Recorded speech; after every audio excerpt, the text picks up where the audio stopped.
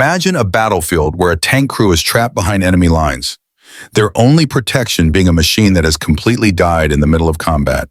Smoke is rising, artillery is landing closer by the second, and enemy infantry is already circling toward them. But instead of surrendering or abandoning the vehicle, one man, a mechanic everyone jokingly called Mad, climbs out under fire, rips open the engine bay, and starts working with nothing except a wrench, wire scraps, and pure desperation. Minutes later, that same dead tank roars back to life and becomes one of the most feared armored beasts in the sector. Soldiers would remember that moment for the rest of the war because it wasn't just a repair, it was the birth of an engineering legend. Most stories of World War II focus on commanders, heroic infantry, or ace pilots who dominated the skies. But behind every major breakthrough on the battlefield, there were unsung heroes who made the difference where it truly counted. In the mud, in the smoke, and under the constant thunder of artillery. This story begins with a mechanic, not a general, a man with grease permanently stained into his hands, who could hear an engine problem the same way others heard music. His fellow soldiers called him Mad because of the risks he took and the impossible repairs he attempted. But to him, there was nothing insane about refusing to let a tank crew die because a machine refused to cooperate. During the height of the war, armored divisions were pushing through enemy territory under brutal conditions. Tanks were overloaded, engines overheated, and transmissions jammed from being driven far beyond their limits. For every tank that rolled forward, dozens more were broken, stuck, or abandoned. Mechanics often worked without sleep, patching bullet-ridden radiators, rewiring burned circuits, and rebuilding tracks using whatever scraps they could find. And in the middle of this chaos was our mechanic, stationed with an armored battalion fighting across rugged terrain where breakdowns happened more often than enemy attacks. The tank that made him legendary had already earned a reputation as a troublemaker. Crews hated being assigned to it. Something always rattled, leaked, or overheated, and no one trusted it to survive a long mission. But the battalion didn't have the luxury of leaving it behind. Every tank mattered, especially with supply lines stretched thin and replacements arriving slower than expected. So when the battalion moved out for a crucial push toward a heavily defended ridge, the problem tank rumbled along with them. Barely. For hours, the tanks advanced under constant enemy fire. The terrain was brutal, deep mud, hidden rocks, and narrow trails barely wide enough for armor. Then, as the unit crossed an exposed field, the inevitable happened. The problem tank sputtered, coughed out a cloud of black smoke, and rolled to a dead stop. Its engine had given up completely. Worse, they were now stuck in the open, directly in the line of fire from enemy machine gun nests. Panic moved quickly through the crew. They radioed their position, but the battalion couldn't risk sending another tank back to tow them. It was too exposed. Leaving the tank meant being shot the moment they stepped out. Staying inside meant waiting to be hit. In situations like this, crews often destroyed their own tank to keep it from falling into enemy hands. But before they could do that, the man everyone called the Mad Mechanic arrived in his support truck. He had followed the battalion despite orders to stay behind. He pulled up next to the disabled tank, stepped out calmly and shouted, "Nobody's dying because of a busted engine!" Enemy bullets cracked overhead, but he didn't care. He climbed onto the tank, ripped the engine deck open, and immediately saw the disaster inside. A fuel line had burst, the fan belt was shredded, and worst of all, part of the ignition system had burned out. Under normal circumstances, this tank would have been towed back to base, a long, slow job taking hours. But here, under fire, he didn't have hours. He didn't even have minutes. Using only what he carried in his toolbox, he patched the fuel line with clamps made from scrap metal. He improvised a new belt using canvas webbing from the crew's own gear. And for the ignition system, he created a temporary fix using a twisted piece of copper wire and sheer stubborn brilliance. The crew inside the tank listened as he cursed, hammered, tightened bolts, and rewired circuits faster than any mechanic had a right to. Then came the moment that would be retold in every armored camp across the front lines. He climbed down from the engine bay, banged on the tank's armor, and yelled, "Try it!" The crew flipped the ignition. Nothing. He hit the side of the engine, growled something no one understood, and told them to try again. This time the engine coughed, sputtered, shook violently, and then it roared to life with a deep, thunderous growl that echoed across the field like a challenge. The crew burst into cheers. The mechanic didn't even smile. He simply wiped grease from his hands and said, "Now get that thing out of here before it changes its mind." But the story didn't end there. As the battalion continued its advance, the enemy launched a sudden armored counterattack. Several tanks were hit, and the line began to collapse. The repaired tank, still warm from its miraculous revival, found itself at the center of the chaos. Instead of retreating, the crew charged forward, firing rapidly, using their revived machine as if it had never been broken. They pushed through enemy infantry, knocked out 2 light armored vehicles, and helped stabilize the line. Soldiers later said the tank fought like it wanted revenge for being fixed. Word spread quickly through the ranks. The battalion commander demanded to know who fixed the tank under enemy fire. When he found out, he called the mechanic insane. The troops called him a hero. And the enemy, after seeing that tank surge back into battle when it should have been a burning wreck, simply considered it another example of why American armored units were so hard to stop. From that day forward, the Mad Mechanic became a legend, not because he repaired tanks. Thousands of mechanics repaired tanks during the war. He became legendary because of the way he did it, fearlessly, creatively, and with an unshakable belief that no broken machine was ever truly finished. His improvisation kept crews alive. His stubbornness kept tanks rolling. And his reputation spread far beyond his unit, inspiring other mechanics to push the boundaries of what was possible under combat pressure. The story of this mechanic reminds us that war isn't just won by those on the front lines. It is also won by the silent warriors working in the shadows, the men and women who keep the machines alive, who solve problems no manual ever prepared them for, and who turn breakdowns into breakthroughs. Because sometimes the difference between life and death isn't a general strategy, but a mechanic with a wrench and a wild idea. What happened on that battlefield was only the beginning of the mechanic's legend. Long before that tank roared back to life under enemy fire, he had earned a reputation across the battalion for doing the impossible. He was the man who could diagnose a tank's entire set of mechanical problems just by listening to its engine idle. Soldiers joked that he didn't need tools. He only needed to place his hand on the armor and the tank would tell him what was wrong. And while those comments were made in humor, there was a truth in them. His skill was instinctive, sharp, and almost frightening in its accuracy. But what truly set him apart was not only what he fixed, but the way he thought. Where others saw junk, he saw opportunity. Where others gave up on a machine, he saw a challenge. For the war, he worked in a small-town garage that repaired everything from tractors to delivery trucks. He was the kind of person who didn't care what the manual said. He cared about what the machine felt like. So when the war began and he found himself drafted into an armored battalion, the Army discovered they had accidentally recruited one of the most brilliant improvisational mechanics they would ever have. It didn't take long for officers to notice. Whenever a tank refused to move, whenever a transmission failed, or whenever an engine overheated in the middle of a march, everyone turned to him, and he always found a way. The first months of deployment were brutal. The battalion fought in endless mud, harsh weather, and terrain that slowly destroyed every vehicle part by part. Crews became exhausted from the constant breakdowns, but the mechanic thrived in this chaos. When other crews groaned at the sight of torn tracks, he smiled. When others panicked at a burning cable, he grabbed a wrench.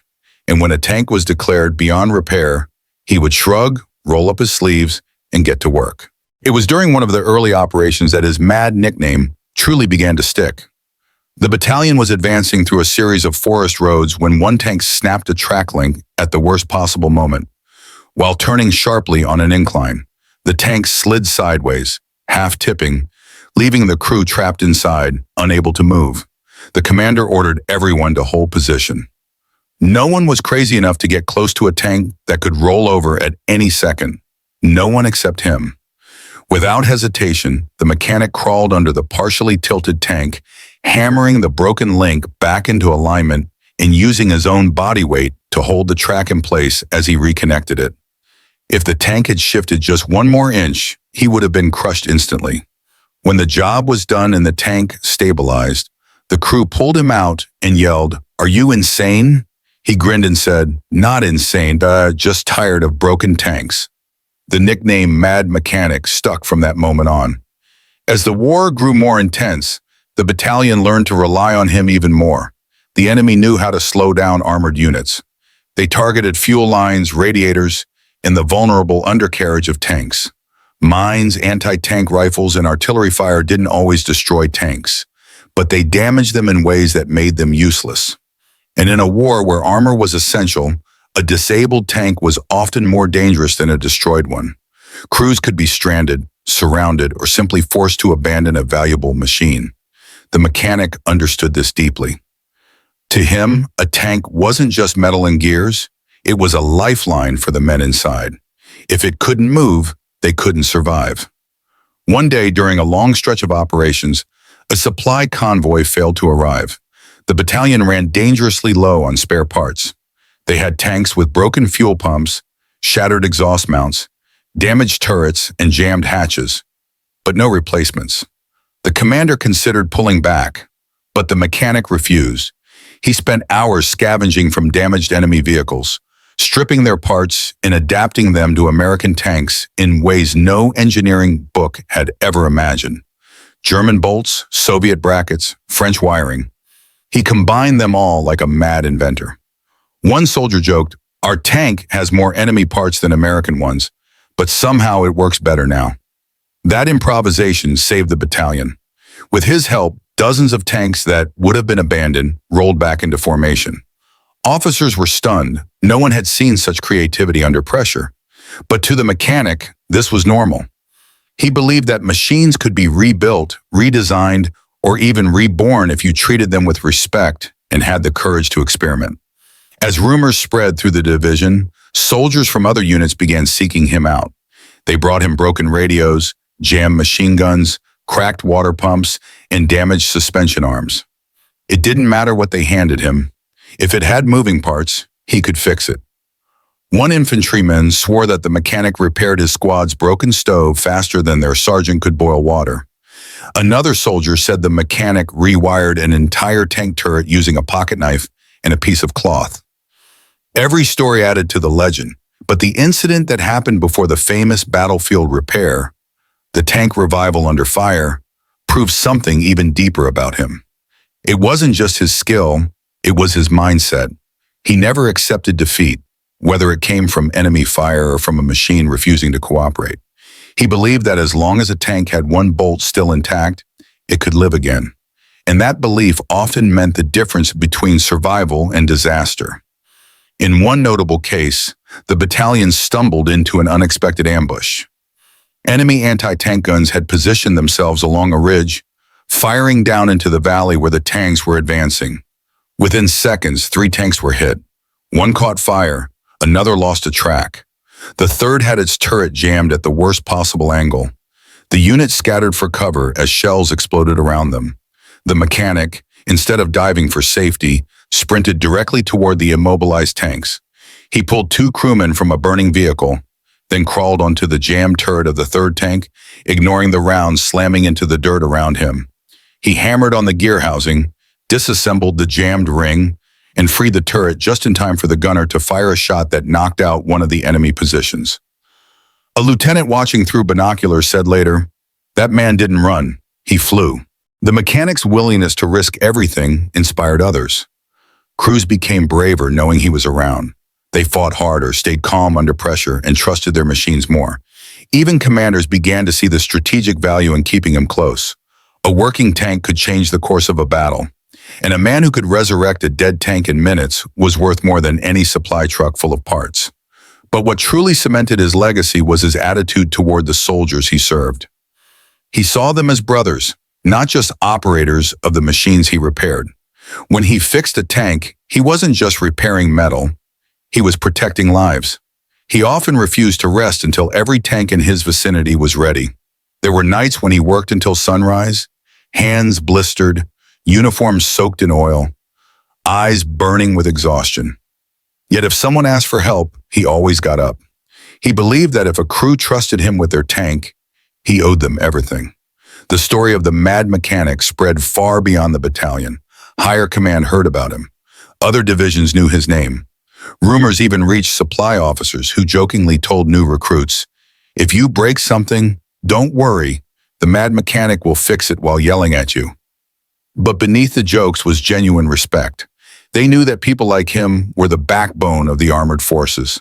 Without mechanics like him, every tank would eventually become a steel coffin. With him, they became unstoppable. By the time the famous broken tank incident happened, the one that made him an engineering legend, his reputation had already become part of the battalion's identity. When that tank rose back to life under fire, it wasn't just a repair, it was a symbol. A moment that proved that determination, creativity, and courage could overcome even the worst battlefield conditions.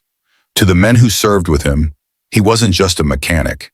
He was a lifeline, a miracle worker, a mad genius, and someone they trusted more than any manual officer or supply chain. The battlefield remembered great generals, bold strategies, and decisive victories.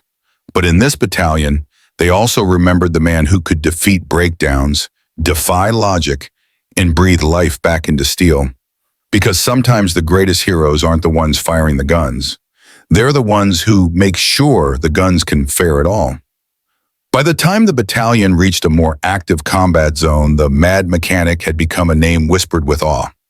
Crews who had once doubted him now actively sought his presence. Every tank, no matter how badly damaged, was brought to him first. His approach to repairs was unconventional. He didn't follow the manuals. He rarely waited for replacement parts. Instead, he looked at the broken machine and imagined how it could function differently, often better than it had originally. Soldiers sometimes joked that his repairs were more dangerous than enemy shells, but every improvised modification he made worked. In fact, some of the tanks he fixed became faster, more resilient, and more lethal than they were straight from the factory. One of his most famous innovations involved the Sherman's tracks. During a particularly grueling advance through suboptimal marshy terrain, several tanks became stuck, their treads sinking into mud that seemed impossible to traverse. Traditional repairs involve replacing or tightening track links, a time-consuming process. The mechanic, however, observed the problem from a distance and then returned to the field with scrap metal, pieces of trucks, and his ingenuity. He reassembled the tracks with slight modifications, effectively creating a wider tread surface that distributed the tank's weight more efficiently. Not only did the tanks move again, but the modification also reduced the likelihood of future bogging in similar terrain. Soldiers were amazed. A simple improvisation saved the unit from hours of delay and potential vulnerability to enemy fire. But it wasn't just mobility that defined his genius. Combat had a way of exposing weaknesses in weaponry, and the mechanic noticed them. The Sherman's main gun, for example, was powerful but sometimes slow to adjust in the chaos of close-quarters fighting. He devised an innovative system using hydraulics scavenged from disabled vehicles, allowing the turret to rotate faster than factory specifications. It was dangerous work. One wrong calculation could have rendered the tank inoperable or even injured the crew, but it worked perfectly. In the field, his modifications allowed the crews to respond faster to enemy positions, sometimes turning near-certain disaster into tactical victories. Even the armor was not safe from his tinkering. Standard plates could deflect incoming fire, but only if hit at certain angles. Observing how enemy rounds struck, he added improvised, angled steel plates harvested from wrecks of abandoned vehicles. These plates were welded haphazardly, sometimes asymmetrical, but they deflected shots in unexpected ways. Crew members nicknamed one of his tanks the Frankenstein because it looked patched together like a metal puzzle. Enemy tank operators, however, quickly learned that appearances were deceiving. The Frankenstein survived hits that would have destroyed standard Shermans, giving the battalion a psychological edge. His improvisation extended even to engines. During one operation, an armored unit faced extreme heat, which threatened to overheat the Sherman engines. Replacement radiators were unavailable. The mechanic devised a cooling system using spare piping, scavenged fans, and makeshift fluid reservoirs. The tank could run at full speed for hours without overheating, an achievement that allowed the unit to flank enemy positions when other tanks had to stop and cool down. His reputation as someone who could make a tank survive and excel under impossible conditions grew exponentially. Of course, the risk was constant. Working on tanks under fire or with jury-rigged modifications could have catastrophic consequences. One miscalculation, one poorly welded bracket, and the tank might fail in the middle of combat. But the mechanic had an uncanny understanding of the machines he worked on. He treated each part as if it had a personality, an identity, a role to play in a complex symphony of metal, fire, and motion. Crew members sometimes swore he could talk to the tank, placing a hand on the hull, listening to the engine, and making a judgment about what needed to be done next. Whether this was intuition, experience, or sheer genius, the results were undeniable. His courage and inventiveness also saved lives in unexpected ways. During one skirmish, a Sherman took a direct hit from an enemy anti-tank shell. The blast cracked part of the turret, and the crew expected the worst. Within minutes, the mechanic assessed the damage and improvised a reinforcement using salvaged armor. The tank was able to continue fighting, the crew remained safe, and the enemy was taken by surprise at the resilience of what should have been a disabled machine. Soldiers who witnessed these events often describe them as miraculous. He was not only repairing metal, he was rewriting the rules of survival on the battlefield. Word of the mad mechanic spread beyond the battalion. Other units began sending broken tanks, engines, and armored vehicles to him, trusting his judgment over formal repair orders. Engineers in higher command studied his methods, although few dared replicate them exactly. The risk of failure was too high for conventional procedures. Yet the mechanic proved that ingenuity under pressure could exceed standardized training. His modifications were practical, field-tested, and often battle-saving. Soldiers called him a legend, but to the mechanic, it was simply common sense. A machine is only as useless as the person who abandons it. The mechanic's influence even shaped how other soldiers approached equipment. Crews began observing him, learning how to improvise repairs themselves, and gaining confidence in their own ability to adapt. He inspired a culture of hands-on problem-solving, where creativity became as essential as ammunition or fuel. When a crew member successfully modified a broken gun or repaired a track without instruction, it was a small victory inspired by the mechanic's example. He had unintentionally turned ordinary soldiers into creative engineers, multiplying his impact across the battlefield. Throughout this period, his modifications became more ambitious. He experimented with altering the tank's suspension to handle rough terrain more efficiently. He reconfigured communication systems to improve coordination with other tanks. He even experimented with weapon modifications, adjusting the firing angles and ammunition handling for faster, more precise combat effectiveness. Each change carried risk, but the results were overwhelmingly positive. Tanks he modified were faster, more resilient, and more versatile than factory-standard vehicles. One of the most remarkable aspects of his work was how he combined materials from multiple sources. Scrap parts from American vehicles, captured enemy tanks, and even civilian machinery were fused together into functioning solutions. Engineers later described his work as a hybrid of genius and madness, where practical battlefield necessity met sheer creative determination. The mechanic did not wait for approval or instructions. He acted decisively, taking responsibility for outcomes that could mean life or death. And yet, despite the risk, the crews trusted him completely. The mad mechanic also understood the psychological impact of his work. A tank that looked repaired but functioned like new could intimidate the enemy. Rumors about an indestructible Sherman spread among opposing forces, causing hesitation and confusion. Soldiers reported that enemy infantry sometimes abandoned positions after seeing one of his patched-together tanks charging toward them with full firepower. The mechanic realized that improvisation was not only a technical skill, but also a strategic advantage. In the weeks following these innovations, the battalion achieved remarkable successes. Tanks that would have been left behind now led charges, provided critical cover, and helped turn the tide in skirmishes that could have otherwise ended in heavy casualties. The mechanic's modifications were battlefield-tested and repeatedly proven. Each success strengthened morale among soldiers and reinforced the idea that ingenuity could make up for shortages, failures, and even raw enemy firepower. He had become an essential force multiplier, unseen but indispensable. By the end of this section of the campaign, the mechanic's legend was complete. He was no longer merely a mad figure in the eyes of his peers. He was a symbol of American ingenuity, courage, and resilience under pressure.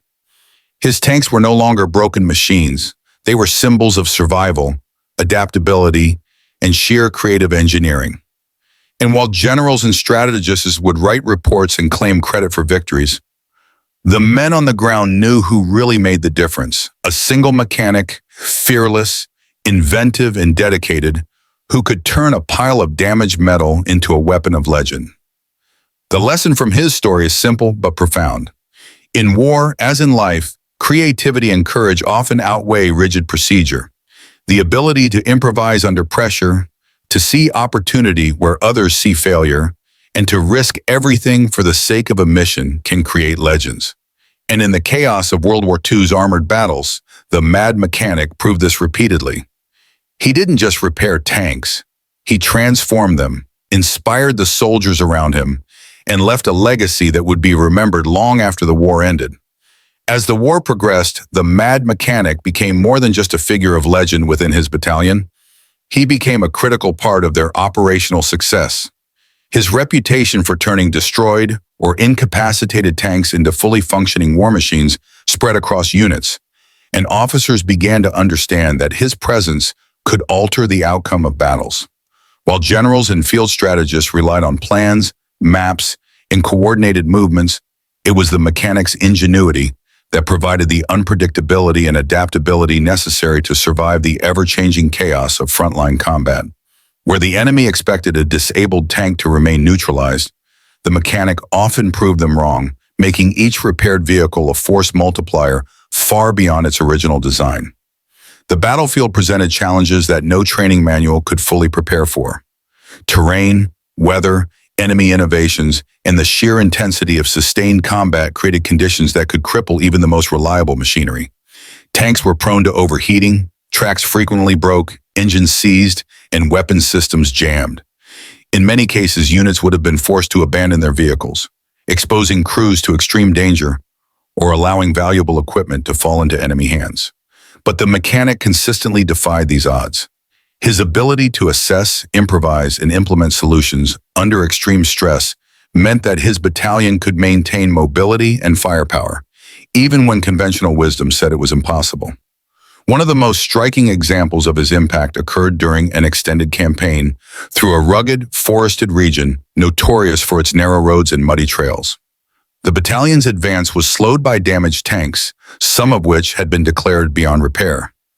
Enemy forces had strategically mined the area, further complicating movement. The mechanic, surveying the stalled vehicles, began to implement an unconventional plan. Using materials scavenged from abandoned enemy vehicles and supplies from his battalion's trucks, he redesigned and reinforced damaged tracks, patched broken drive systems, and created temporary armor solutions. By the end of the day, multiple tanks that had been immobilized were not only operational, but had enhanced functionality, allowing the battalion to continue its advance without significant delay. The creativity and courage displayed in these situations became emblematic of the mechanic's philosophy. A machine is never truly broken as long as one is willing to push the limits of ingenuity. His methods often combined technical skill with daring improvisation. He might take a component from one vehicle, apart from a captured enemy tank, in a piece of civilian machinery, then combine them in ways no engineer had ever envisioned. The result was often a hybrid that surpassed the original machine's specifications.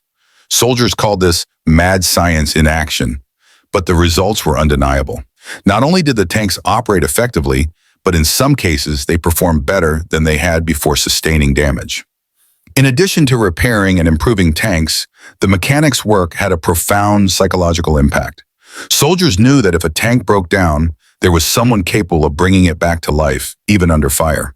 This confidence allowed crews to fight with greater determination and take calculated risks, knowing their machines could be revived. Enemy forces, on the other hand, began to realize that damaging a tank was no longer sufficient to neutralize the unit's firepower.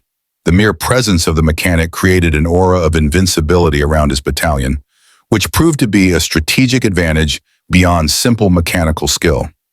His contributions also extended to training and mentoring other soldiers. While some attempted to imitate his methods, few could match his speed, intuition, and creativity.